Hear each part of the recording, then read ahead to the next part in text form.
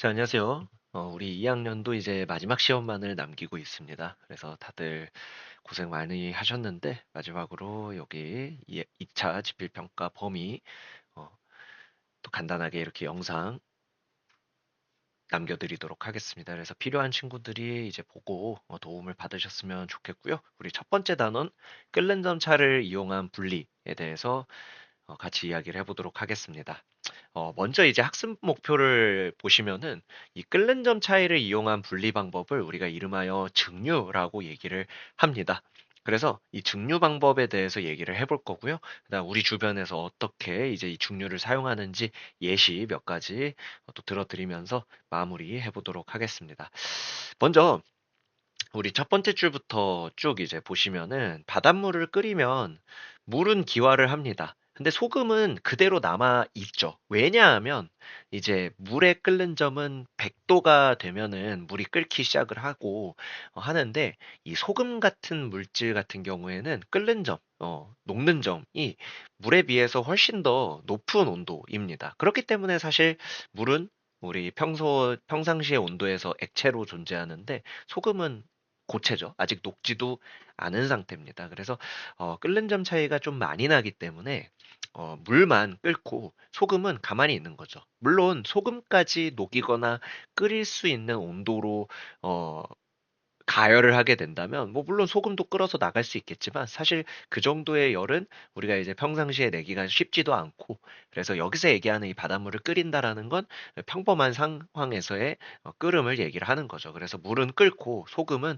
그냥 끓지 않고 그대로 남아 있는데 이때 기화한 수증기를 모아서 다시 냉각을 하면 순수한 물을 얻을 수 있다라고 합니다. 이처럼 액체 상태의 혼합물을 가열할 때 기화한 기체를 다시 냉각하여 순수한 액체 물질을 얻는 방법을 증류라고 얘기합니다.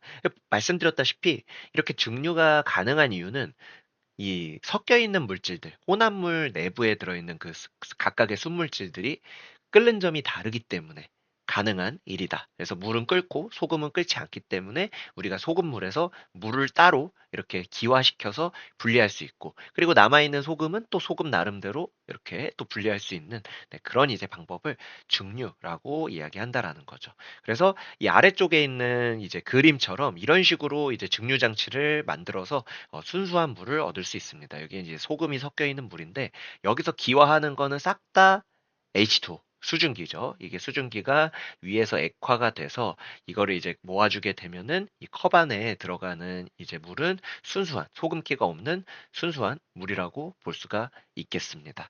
자, 그래서 뭐 이렇게 만든 물을 소위 그래서 증류수라고 이야기를 하곤 하죠. 그래서 증류를 이용해서 얻어낸 순수한 물을 우리가 이제 증류수라고도 하고 그래서 실험용 물로 사용을 또 하기도 하죠.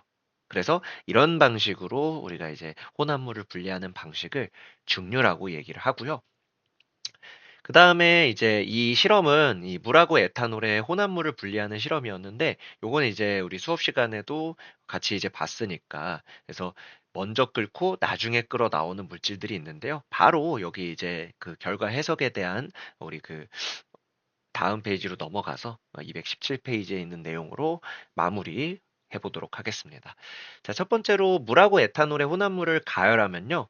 그림 6-20, 이 아래쪽에 있는 그래프처럼 온도가 일정한 구간이 두 번 나타나게 됩니다. 근데 여기서 여러분들 혼합물을 가열하면 온도가 일정한 구간이 무조건 두 번 나타나느냐 이렇게 이제 오해하실 수도 있는데 그게 아니라 이 혼합물이 물하고 에탄올 두 가지 물질로 혼합되어 있는 물질이었기 때문에 가열 곡선에서 온도가 일정한 구간이 두 번 나타난다라고 얘기할 수 있겠습니다. 그리고 여기서 이제 온도가 일정한 구간이라고 했는데 이 구간이 상태 변화하는 온도죠. 온도. 그리고 쉽게 얘기하면 끓는 점이 되겠습니다. 그래서 아이고 여기서 상태 변화 온도 끓는 점이 되겠습니다. 그래서 이렇게 말씀드릴 수 있겠고, 그래서 첫 번째 구간에서는 물보다 끓는 점이 낮은 에탄올이 주로 분리가 되고요. 물에 끓는 점과 비슷한 온도, 요 100도씨에서 두 번째 구간에서 수증기가 주로 분리돼서 나온다라고 얘기했죠. 그래서 각 구간에서 나온 기체를 냉각하면은 액체 상태의 에탄올과 물을 분리할 수 있다. 이렇게 이야기를 할 수가 있겠죠. 그리고 한 가지 또 요 이제 그래프를 보시면서 주의하실 점이 여기서는 주로 에탄올이 분리되고 일부 물이 섞여 있을 수 있다. 이렇게 말씀을 드릴 수가 있겠습니다. 네. 근데 여기 이제 두 번째 구간에서는 주로 물이 분리가 된다. 이렇게 말씀을 드릴 수가 또 있겠죠.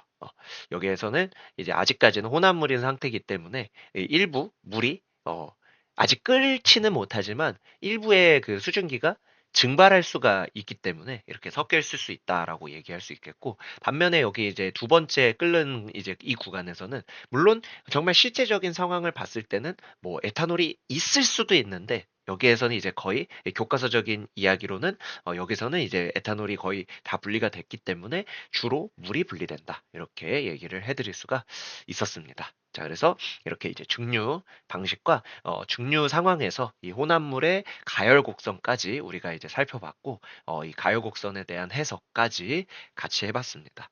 자, 그리고 마지막으로 우리 이제 이 혼합물의 분리 방식인 이제 증류를 이용한 도구에 대해서 몇 가지 살펴보고 마무리해 보도록 하겠습니다. 여기서 우리 그 교과서에서 지금 제시하고 있는 증류를 이용한 도구는 소주꼬리라고 하는 그 도구를 얘기해주고 있는데, 여기 아래쪽에는 에탄올의 비율이 낮은 우리가 소위 얘기하는 막걸리와 같은 그런 탁주를 이 소주꼬리에다가 넣습니다. 그러면 그 막걸리 같은 경우에는 물도 있겠고요. 뭐 에탄올도 있겠고, 그다음에 뭐 쌀의 어떤 찌꺼기 같은 것들도 섞여 있겠죠. 그렇기 때문에 우리가 이제 약간 불투명한 하얀 약간 우유와 같은 비슷한 색깔을 그런 나타내고 있는 그런 술인데, 아무튼 이런 여러 가지가 섞여 있는 그런 이제 혼합물 중에서 말 그대로 이걸 가열을 해주게 되면 가장 끓는 점이 낮은 에탄올이 먼저 기화가 돼서 나올 겁니다. 그죠? 그래서 에탄올이 비율이 낮은 술을 가열하면 끓는 점이 낮은 에탄올이 주로 기화를 한다라고 되어 있고요. 그 다음에 이때 나오는 이 초반에 나오는 이 기체를 다시 액화를 해서 모으게 되면 에탄올의 비율이 높아져 있는 그런 술을 여기에 따로 모을 수가 있습니다. 그리고 이 술의 색깔도 투명하겠죠. 이제 막걸리는 좀 탁한 여러 가지 그 찌꺼기들, 쌀찌꺼기들도 들어가 있기 때문에 어, 불투명한 하얀 그런 색을 보여줬는데, 여기서 이제 기화시킨 에탄올은 에탄올의 비율이 높아진 이술 같은 경우에는 조금 더 투명한, 그래서 그런 술을 뭐 청주라고도 하기도 하고, 현재는 그런 이제 에탄올과 물을 섞어 놓은 이제 뭐 소주 이런 것도 많이 이제 대중적으로 마시는 술이 되겠는데, 마찬가지로 그것도 이런 방식으로 또 증류를 이용해서 또 만들 수도 있고요. 아무튼 이 조상들이 사용을 했던 이 소주꼬리가 증류를 이용한 또 대표적인 도구 중에 하나라 여러분들한테 이제 소개를 드릴 수가 있었습니다. 음, 그렇게 해서 이 첫 번째 단원이죠. 증류 단원 맞춰보도록 하겠습니다.